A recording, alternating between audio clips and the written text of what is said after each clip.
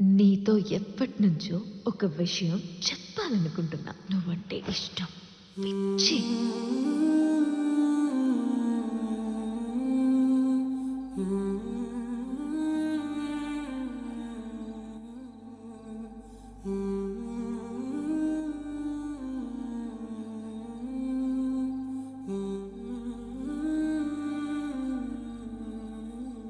శివ, మా నాన్న పెళ్ళి అని చంపేస్తున్నాడు. ఎవడో అమెరికా వాడంట.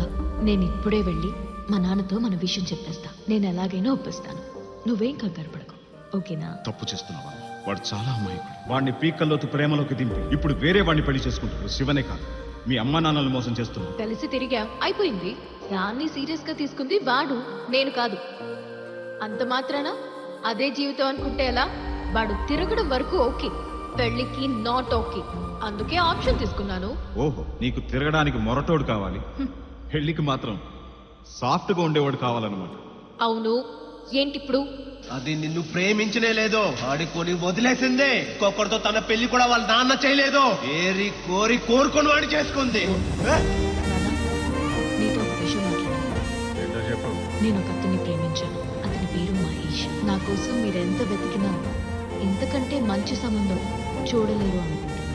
రేపే నిశ్చితాలు. 10 రోజులు తిరగకుండానే పెళ్లి చేసి పంపిస్తాను.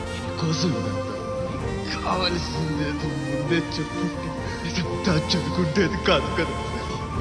ప్రేమ నన్ను ఎందుకే మోసం చేసావు?